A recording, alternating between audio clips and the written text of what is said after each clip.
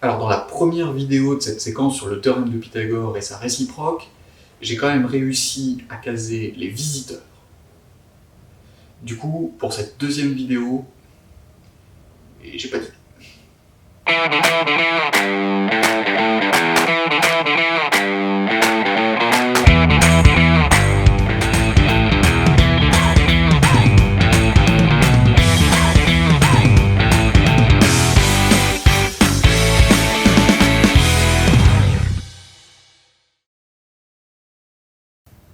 Alors on a vu dans une vidéo précédente comment calculer une longueur dans un triangle rectangle quand on connaît les longueurs de deux côtés.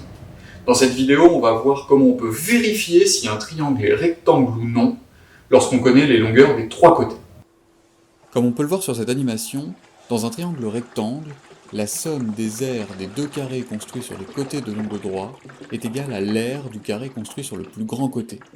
Cette égalité, qui n'est en fait que l'égalité de Pythagore, n'est vraie que dans les triangles rectangles. Il n'y a donc que dans les triangles rectangles que le carré de la longueur de l'hypoténuse est égal à la somme des carrés des longueurs des deux autres côtés. Nous allons donc vérifier si cette égalité est vraie ou non dans le triangle GHK.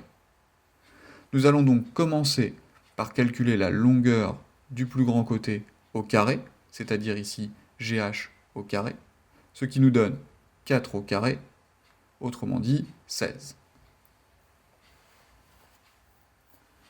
Nous allons donc ensuite calculer la somme des carrés des deux autres longueurs, donc ici GK au carré plus KH au carré,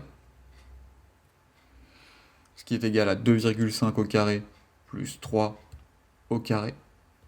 Si j'obtiens 16, alors l'égalité de Pythagore sera vérifiée, et donc le triangle sera rectangle. Si je n'obtiens pas 16, le triangle n'est pas rectangle, car l'égalité n'est pas vérifiée.